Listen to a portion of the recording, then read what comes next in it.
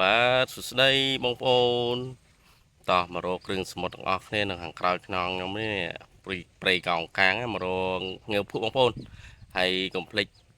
ជួយ like page ជួយ follow page ខ្ញុំម្នាក់មួយផងដើម្បីតាមដានវីដេអូថ្មីតោះកុំឲ្យខាតពេលយូរទៅតាមដានការរកងើបភក់របស់ខ្ញុំទាំងអស់គ្នាដើមធ្វើដំណើរទៅបងប្អូនយើងឆ្លងកាត់ព្រៃកោងកាងហ្នឹងបន្តិចណា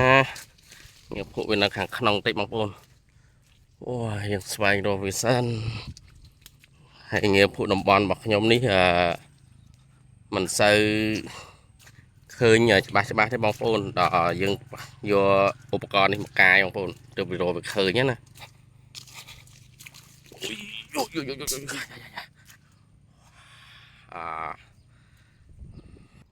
នេះបងប្អូនពេលយើងមកដល់អញ្ចឹងយើងឃើញនេះភក់អញ្ចឹងយើងដល់យើងយកអានេះមកកាយជាបងប្អូនមកកាយប៉ះវានឹងឃើញណា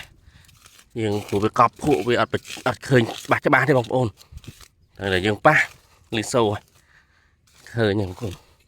អូត្រង់នេះអត់មានទេអានេះសបកបងប្អូនអញ្ចឹងយើងកាយតទៅទៀតលោកត្រែងបាន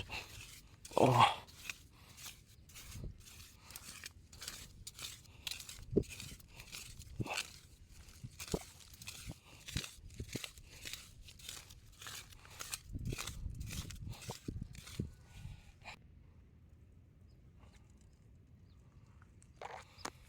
ពិបាករកបន្តិចបងប្អូនអើយព្រោះតំបន់នេះមានគេរកច្រើនដែរអញ្ចឹងណា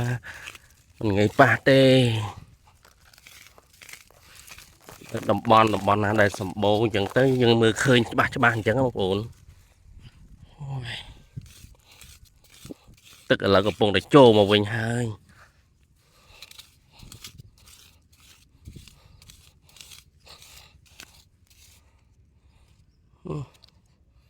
នេះញើភក់ដែរបានឆ្អុយបងប្អូន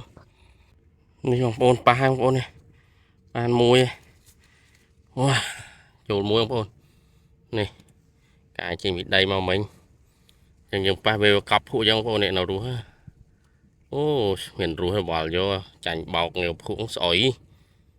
តោះទៅបន្តទៀតបងប្អូននេះបងប្អូនប៉ះខ្ញុំកាយមិញប៉ះនេះបានមួយបងប្អូនពិបាករកដែរណាវាកប់ភក់អញ្ចឹងមិនងាយរកណាបងប្អូននេះឃើញទេរត់មិញកាយប៉ះបានមួយបងប្អូនតោះទៅតាមដែរបន្តទៀតកាយចិត្តហ្នឹងយើងពិបាករកដែរព្រោះវាកប់ភក់វាអត់ចេញ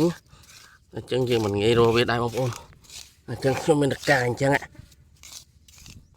កាយចំចេញមកតែម្ដងបងប្អូន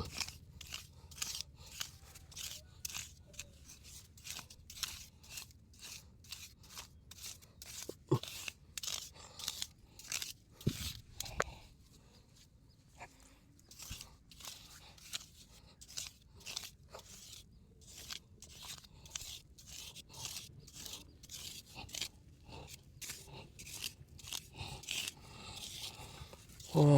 ពិបាករកណា